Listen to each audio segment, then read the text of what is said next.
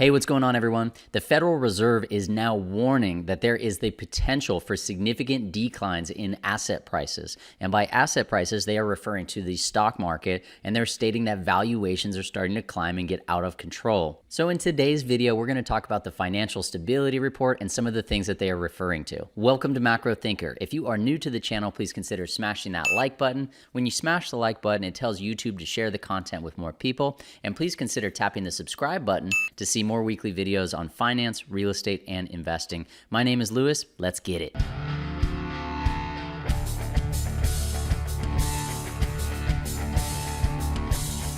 All right, so we're going to jump right into it. Up on the screen, I have an article from CNBC. It's titled, Fed Warns About Potential for Significant Declines in Asset Prices as Valuations Climb. I'm going to link to it in the show notes. Now, I've already read through the article so that you don't have to, and I've highlighted all of what I felt were the important key points. So in the Federal Reserve's semi-annual Financial Stability Report, the central bank said that while the system overall has remained largely stable, even through the pandemic, future dangers are rising, in particular, should the aggressive run on stocks tail off. So they are saying that there is a lot of money chasing things like stocks, cryptocurrencies, SPACs, corporate bonds, things of that nature.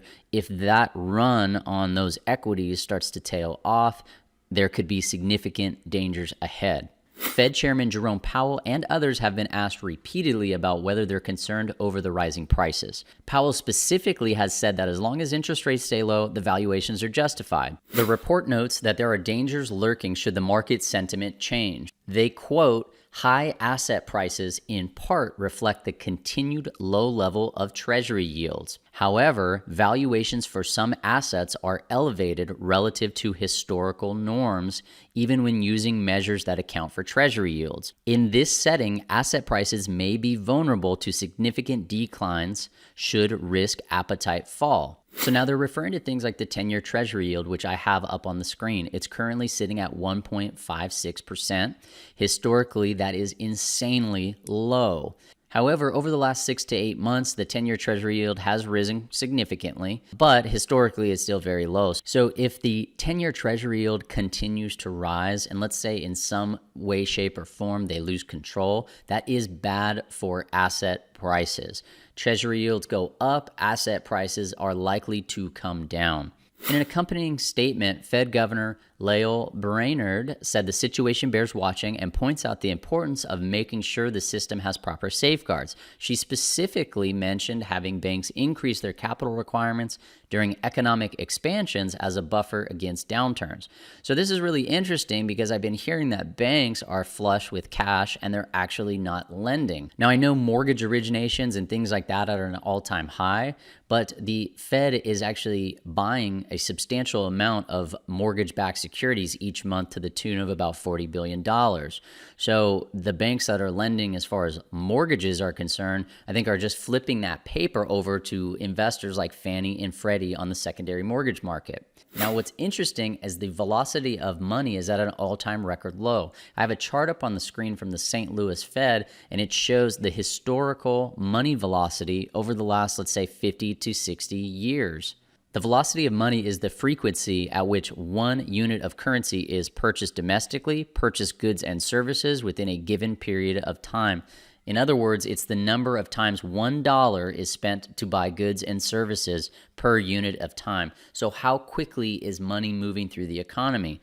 Well, if you look at where we are today, we are at an all-time record low. The money velocity is sitting at about 1.123.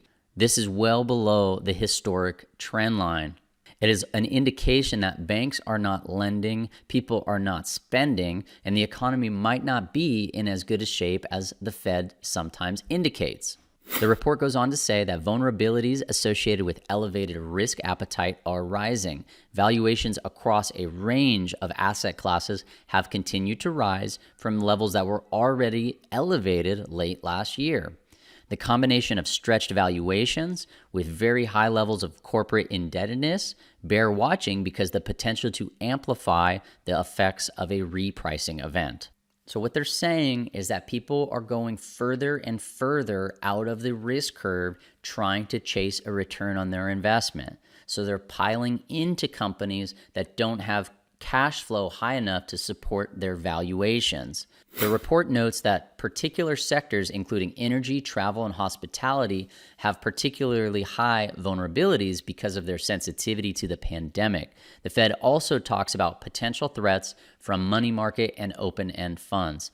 So this is kind of interesting. I would have actually thought that the energy sector overall is doing very well, but I am not surprised to hear that travel and hospitality have very high vulnerabilities. In some cases, they're not fully open, and business travel is down substantially. While broader market spillovers appear limited, the episode highlights potential for material distress at non-bank financial institutions to affect the broader financial system. Overall, the Fed said the current state of the system is sound, with household balance sheets in good shape and corporations supported by an improving economy and low interest rates that have allowed default rates to fall. All right, so that is going to do it for the article. But before I go, I want to leave you with some of my personal thoughts on the market and where I think we may be headed. So they're saying the default rates have fallen, the economy is improving, and interest rates are remaining low. Now, remember, we just touched on the money velocity a second ago. Money velocity has an all-time low. And that is an indication that the economy may not be doing as good as it says. When the money velocity is really high, it means that money is changing hands frequently and it's chasing after different goods and services. That being at an all-time low is very concerning to me. The other thing that is concerning to me is where the 10-year Treasury yields are. Even though they've risen over the last 6 to 8 months, they are still very, very low. If that 10-year Treasury yield were to get out of hand, the question would be, how is the Fed going to react? Are they going to implement some kind of yield curve control? Are they going to let it run wild? And if the yield rises, how bad exactly will that be for asset prices? And with these significant risks in the market, it might even be worth considering adding some gold and silver to your portfolio, because these are assets that are outside of the system and potentially less vulnerable to market distortions caused by policymakers. All right, so that is going to do it for today's video. If you haven't done so already, please consider smashing that like button. When you smash the like button, it tells YouTube to share the content with more people. And please consider tapping that subscribe button to see more weekly videos on finance, real estate, and investing. Thank you so much. Take care.